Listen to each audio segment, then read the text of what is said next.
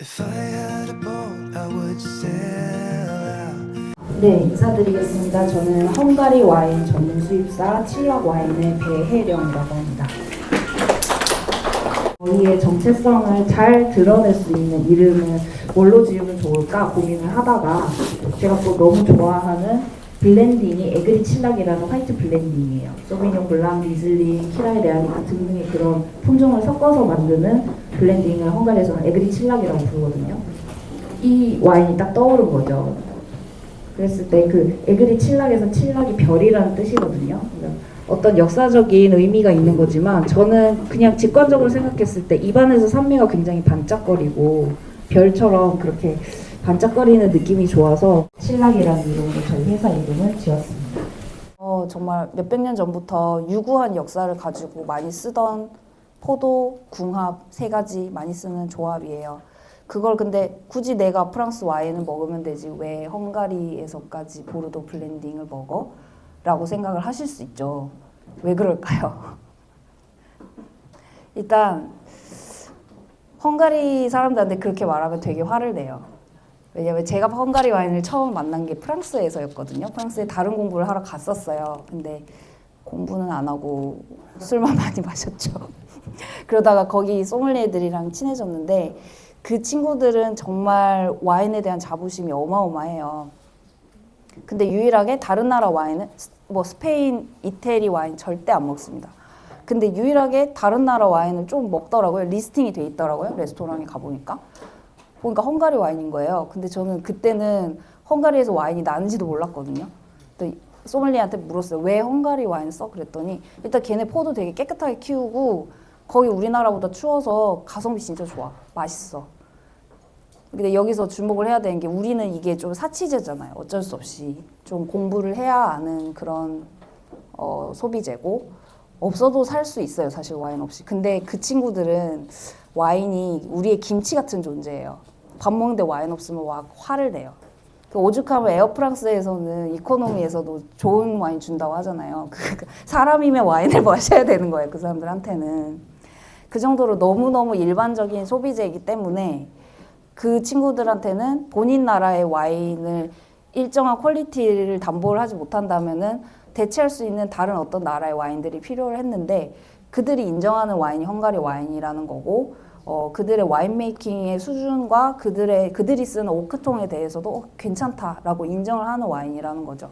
그래서 저는 뭔가 국제적인 스탠다드에 있어서도 품질이 어느 정도 인정이 된다고 생각을 했고 실제로 이걸 블라인드 테이스팅을 하면 소믈리에들이 거의 다 2013년 정도에 조금 더 오래된 보르도 와인, 근데 약간 샤또급의 많이 유명하진 않지만 어쨌든 샤또급의 보르도 레드 와인이라고 콜을 합니다.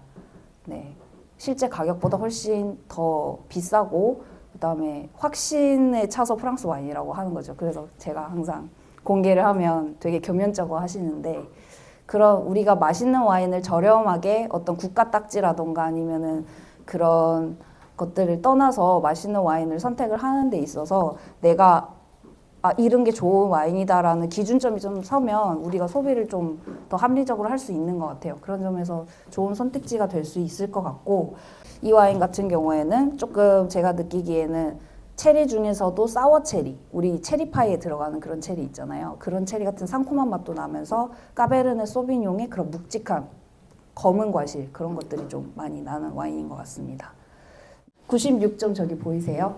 저기 제임스 서클링이라는 미국인 아저씨가 있어요.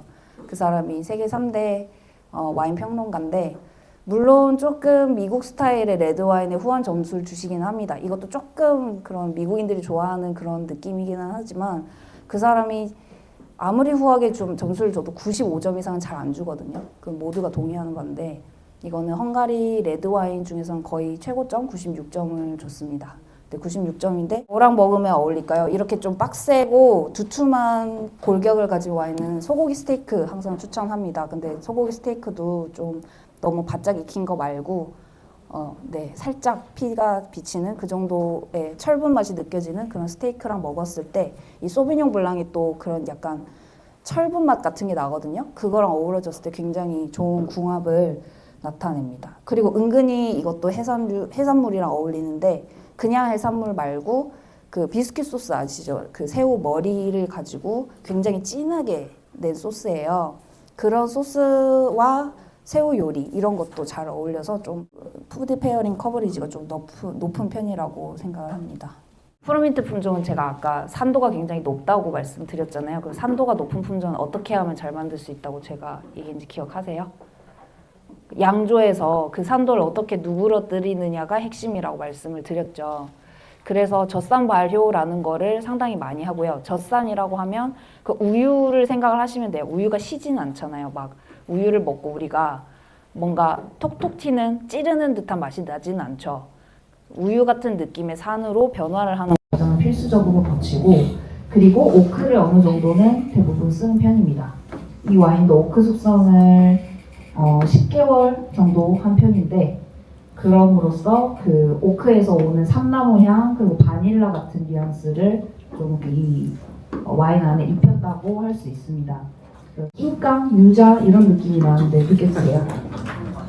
좀 한국 사람들한테 익숙해요. 근데 오히려 제가 유자, 와인메이커한테 유자라고 하니까 그 사람들은 유즈 뭐 이렇게 주로 그 니혼슈를 사케를 먹으면서 조금 드셔보셨지 의외로 유럽에서는 유자를 잘 모르시더라고요. 근데 저는 유자 낑깡만큼 이 와인을 잘 표현한 조트가 없다고 생각을 하고 그래서 또 유자가 들어간 음식 중에 고등어 봉초밥 이런 거 드셔보셨어요?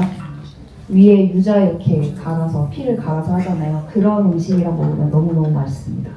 네, 굉장히 아로마틱한 와인이고 껍질에서 오는 탄닌 때문에 화이트 와인 치고는 굉장히 바디감이 있어요. 그래서 약간 육고기와 생선 그런 거 중간에 위치한 음식들과 다양한 페어링이 괜찮은데 저는 파스타도 괜찮고 다 괜찮지만은 좀 동파육 이런 중국 요리 있잖아요. 기름기 많은 그런 음식이라던가 아니면 삼겹살이랑도 굉장히 좋습니다. 네.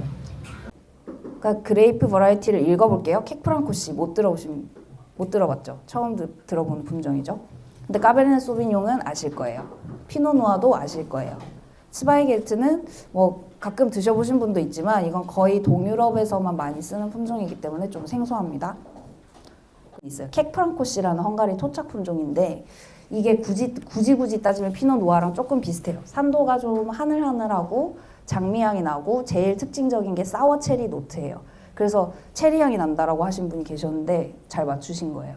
거기에서 나온 거고 그다음에 우리 익숙한 까베르네 소비뇽이 나오고 피노누아가 나오죠.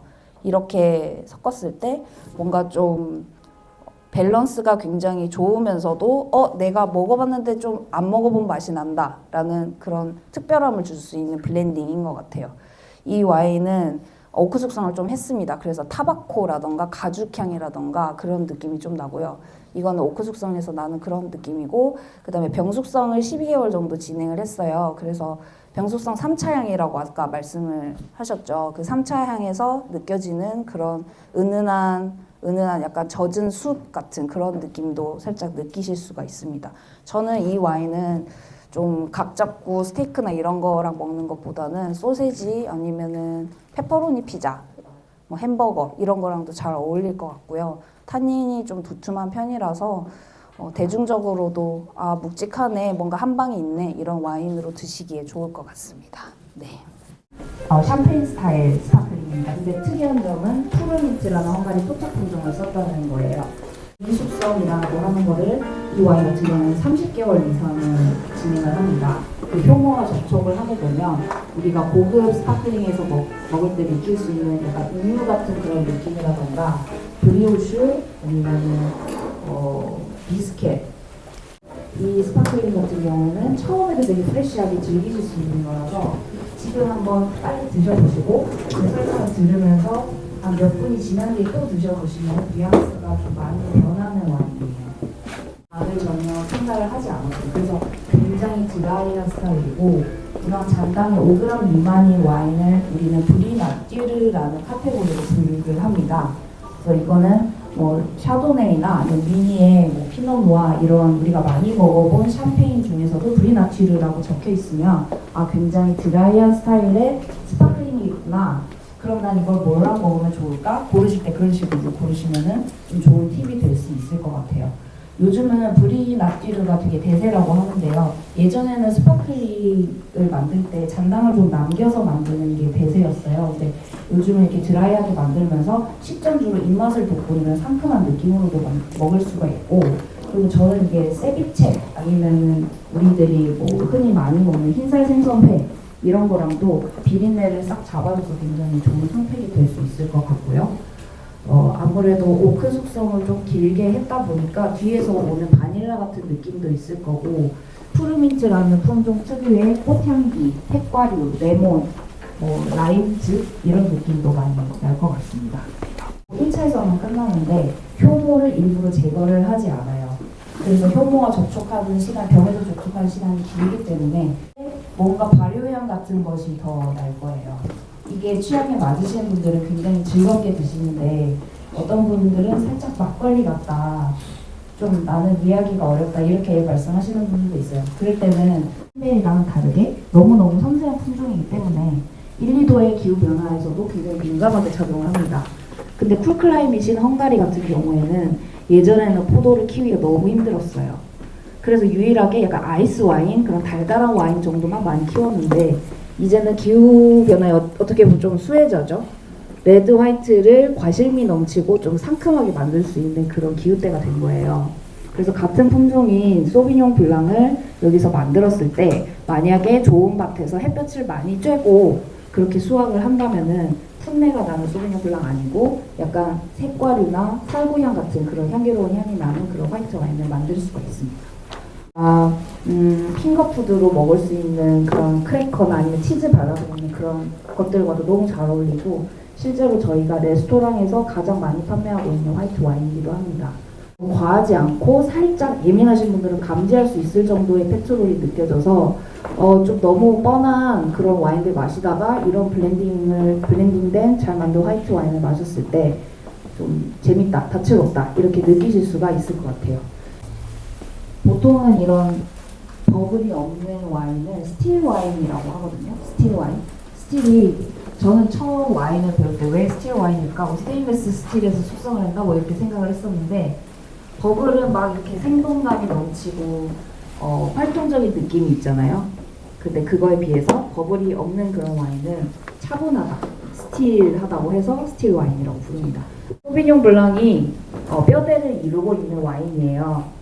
그렇다 보니까 우리가 조금 익숙하게 많이 느낄 수 있는 청사과나 아니면은 약간 잔디 깎을 때 나는 느낌, 아까 말씀하셨죠? 그런 느낌이 나는데, 그 뉴질랜드 같은 경우는 남반구잖아요. 그리고 질 좋은 뉴질랜드 소비뇽 블랑은 조금 풋내가 나는 경우가 있어요. 많이 익히지 않았을 때는. 근데 이 와인은 그런 느낌은 없는 것 같아요. 제가 볼 때. 와인 같은 경우에는 헝가리 토착 품종으로 만들었어요. 하슈레벨로 푸르미트. 그 내추럴 와인은 컨벤셔널 와인이라는 개념의 대척점이라고 생각을 하시면 좋을 것 같아요. 포도를 유기농으로 재배를 해야 돼요. 화학적인 제초제나 아니면 약을 치지 않고 건강한 포도를 재배를 해야 되고, 두 번째는 와인의 양조 과정에서 과한 개입을 하지 않아야 돼요. 와인메이커가.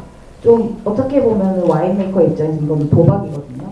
이 와인 같은 경우에는 효모를 거르지 않아서 되게 질감이 좀 두텁습니다. 네, 뒤에서 뭔가 남는 맛이 많을 텐데, 그게 취향에 많이 맞으시다면, 아니면은 그 좀 올드 빈티지 스파클링 샴페인 같은 거 많이 좋아하시는 분들이라면 특히 많이 찾으시는 아몬드라던가 브리오슈, 토스티 이런 느낌이 많이 있으실 거예요. 그래서 그런 뉘앙스가 사실은 비싼 와인의 척도거든요. 그 맛이 나려면은 병숙성도 굉장히 오래 해야 되고요. 그리고 효모와의 접촉도 오래 해야 돼요. 그러려면 당연히 단가가 올라갈 수밖에 없잖아요. 빨리 만들어서 빨리 팔면 싼 와인을 만들 수 있겠죠. 근데 세월이 개입이 돼야 되면은 와인이 비쌀 수밖에 없어요. 그래서 좀 와인 애호가들은 그 와인에서 버섯 향이 난다, 아니면은 빵 향이 난다 이러면 이거 좀 비싼가 보다 라고 하시거든요. 근데 이 와인이 특징적으로 그런 맛이 나요. 그런데 내추럴이기 때문에 조금 콤부차 같고 뭔가 쿰쿰한 느낌이 나요.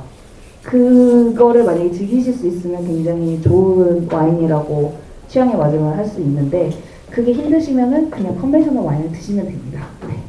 저는 이 와인을 굉장히 좋아하는 이유가 토카이의 그런 짠 흙의 그 느낌을 잘 다루고 있어서 그런 것 같은데, 실제로 와인의 이름도 폴드예요. 폴드가 헝가리어로 땅, 대지라는 뜻이거든요. 와인메이커가 이 와인을 만들 때 그 토카이에 유달리 짠 기운이 많아요.